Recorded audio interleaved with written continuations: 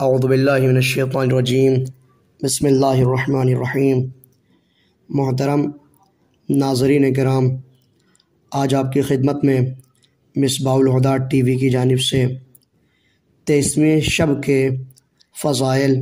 اور مخصوص اعمال لے کے حاضر ہوئے ہیں۔ آج کی شب کی فضیلت یہ ہے، یہ شب دونوں سے افضل ہے، بلکہ بعض روایات سے ثابت ہوتا ہے کہ یہی شب قدر ہے۔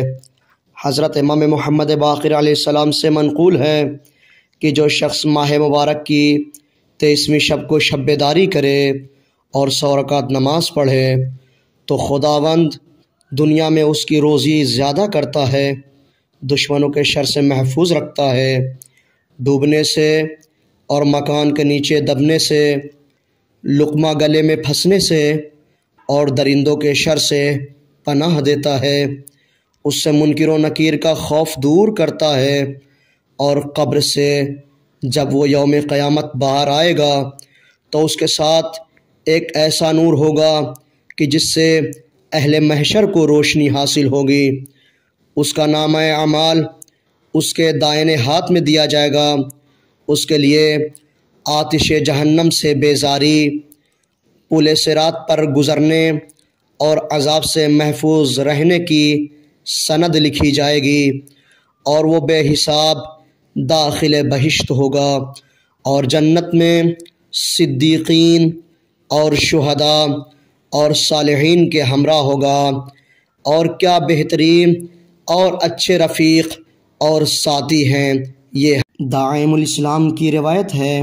کہ رسول اکرم ماہ رمضان کے آخری عشرے میں اپنے بستر کو لپیٹ دیتے تھے اور کمر کو محکم باندھ لیتے تھے عبادت پروردگار کے لیے، اور 23ویں شب میں اپنے گھر والوں کو بیدار کرتے تھے،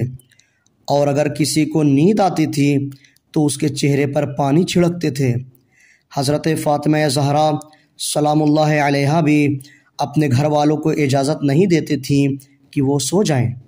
اور ان کی نیند کا علاج غذا کی قلت سے فرماتی تھیں، اور سب کو اس شب کے لیے آمادہ کرتی تھیں کہ دن میں آرام کر لیں تاکہ رات کو نیند نہ آئے اور بیدار رہیں، اور فرماتی تھیں کہ محروم وہی شخص ہے جو آج کی رات کی برکات سے محروم ہو جائے۔ اور روایت میں ہے کہ امام صادق علیہ السلام سخت مریض تھے، مگر جب 23ویں شب آئی تو آپ نے اپنے غلاموں کو حکم دیا اور وہ آپ کو اٹھا کر مسجد میں لے آئے، اور آپ صبح تک مسجد میں ہی رہے۔ شب قدر کے ان فضائل کے بعد اب آئیے آپ کو 23ویں شب قدر کے اعمال بیان کیے جائیں۔ 19ویں اور 21ویں شب کے طریقے سے اس شب میں بھی غسل انجام دے، اور غسل غروب آفتاب کے وقت کرے تاکہ مغربین کی نماز اس غسل میں پڑھ لے۔ لیکن اس شب میں صرف یہی ایک غسل نہیں ہے، بلکہ اس شب میں ایک غسل اور ہے، یعنی اس شب کے 2 غسل ہیں، ایک اول شب کی جو آپ کے سامنے بیان کیا گیا، اور دوسرا غسل وہ ہے کہ جو آخر شب میں انجام دے، یعنی جب شب ڈھلنے لگے اور سحر کا وقت قریب ہو جائے تب غسل انجام دے۔ اس کے علاوہ آج کے اعمال میں یہ عمل ہے کہ 100 رکعت انسان نماز پڑھے، 100 رکعت 2 رکعت کر کے نماز پڑھی جائے گی، اور جیسا کہ مومنین اپنی 6 دنوں کی قضا نمازیں انجام دیتے ہیں، وہ اسی 100 رکعت نماز کے عوض میں پڑھتے ہیں، انشاءاللہ پروردگار قبول فرمائے گا۔ آج کے اعمال میں یہ عمل ہے کہ سورہ عنکبوت اور سورہ روم پڑھا جائے۔ امام جعفر صادق علیہ السلام سے منقول ہے کہ جو یہ سورہ پڑھے گا وہ اہل بہشت میں سے ہوگا۔ سورہ عنکبوت 20ویں پارے کے آخر میں، اور اس کے فوراً بعد سورہ روم ہے۔ اس کے بعد سورہ دخان پڑھے کہ جو 25ویں پارے میں ہے۔ آج کے اعمال میں یہ عمل ہے کہ 1000 مرتبہ سورہ انا انزلنا پڑھا جائے، اور اسی طریقے سے پوری رات جب بھی وقت ملے دعا امام زمان اللہم کل ولیک الحجۃ الحسن کی تکرار کرتا رہے اور برابر پڑھتا رہے۔ علامہ مجلسی فرماتے ہیں کہ اس شب میں جتنا ممکن ہو انسان قرآن پڑھے اور صحیفہ کاملہ کی دعاؤں کو پڑھتا رہے، خصوصاً دعائے مکارم الاخلاق